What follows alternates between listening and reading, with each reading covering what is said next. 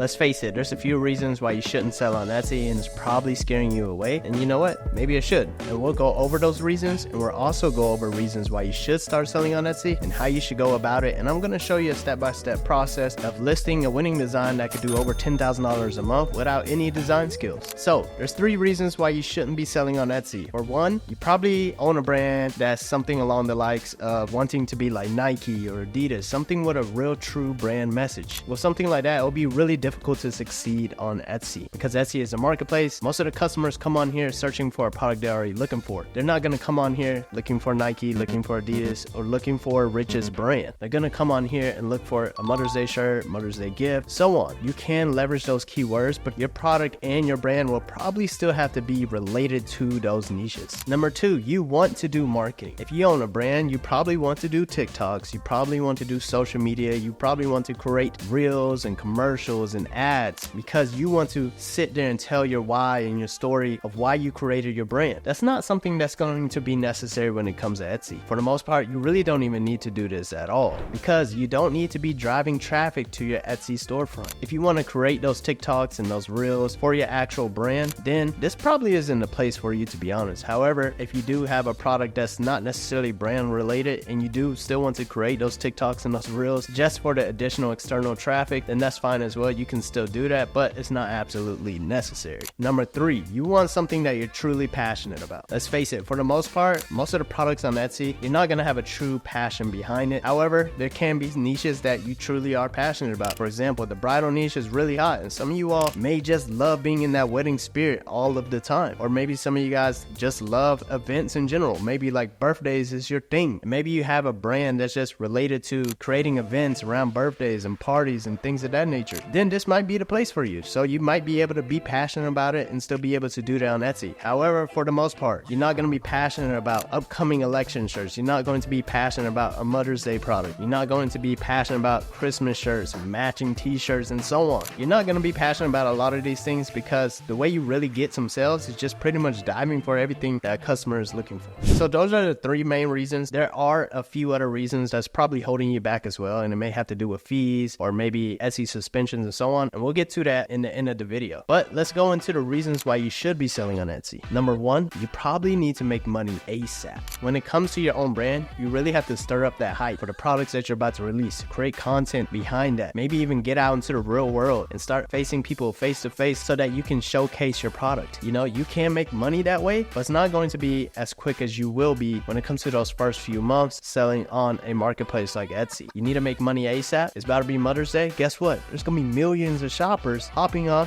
this website looking for a Mother's Day product. And it's going to be really easy for you to pick up just on a few of those sales, maybe hundreds of those sales, maybe even thousands of those sales if you know what you're doing. Number 2, you have no marketing skills. Why is this important? Because a lot of you guys think when it comes to selling products, you need to create TikToks, you need to create reels. Not on here, not on Etsy. You don't need marketing skills because the platform itself already spends millions of dollars every single month on advertisements, on TVs, on social media. They already handle the advertisement process for you. They think you don't know how to do it, so they make it more simplified with the offsite ads, and they go ahead and automatically promote your product on Google, Bing.com, and so on because you probably don't know how to do it, so they make it easier for you, and that's why you pay a little bit of a higher fee on the marketplace because they're in charge of driving millions of shoppers ready to purchase on this website, not you. So you don't have to do the crazy marketing. All you have to do is supply a product that customers are already looking for. Number 3, you don't want to build a website, or you probably even suck at it and you just don't even know it yet. One of the biggest key factors in creating a website is being able to build trust, meaning you need to have social proof, you need to have the disclaimers all over your website, you need to make your website look super professional. Etsy has already created a trust around their name so that you don't have to do it. And since it's a marketplace, you don't need to build the website. You just list products on there. And of course, these are some pros, there's cons, there's more pros, but these are probably going to be some of the main components that's going to help you decide if you want to move forward with this. And if you want to move forward with this, let's go ahead and hop into it. The first thing you want to do, since I said you want to provide a product that customers are already looking for, is you want to do product research and see what customers are looking for. So let me show you a quick way of doing product research. So it is that year. We're just going to go ahead and dive straight into this niche. You don't necessarily have to sell a Trump t-shirt or a Biden shirt. I've been able to make thousands of dollars without having to go that route. There are other items within the same niche that you can still sell that are making thousands of dollars. And although I haven't gone that route, and I know I have read, this is the AI answer, but there is something more formal down here. But this is going to be a quicker brief for you because I'm not some kind of legal advisor, okay? Political campaigns and politicians can use copyrighted works without permission if the use is considered fair use. All right, so you can use their names. I'm not going to be, the one that tell you that, do your own research, but there are other products that's making thousands of dollars as well. So a quick way to do research for me is I have this Everbee product research tool. You can try this for free. You find the best products to sell on Etsy in seconds. So all I did was type in the word election on Etsy, and now on the left side I just click product analytics, and it shows me all the product analytics, how long it's been listed, and the amount of sales it makes. Or you can just click on the B right on a direct product, but however, you're just gonna be looking at one product at a time, so it's gonna be a little bit more difficult. As you can see, I just clicked on this one that says $0 of revenue. Instead, I'll go over here and click on product analytics, and then as you can see, it's showing me all of these products with the listing age. I can sort it by the monthly revenue or the total sales. And the reason why the listing age is important, as you can see, like something like this, it was just listed 2 months ago and it's already doing fairly well. This is doing $9,000 a month in revenue. However, it's been listed for 13 months, so that is just an average across the entire year. However, that is still something that you can look into and just check it out. There's lots of different products, and there's multiple ways you can do product research. For example, this is one thing a lot of people overlook, so I'm gonna click on this one, right? And a lot of people think you should just go with this product, which you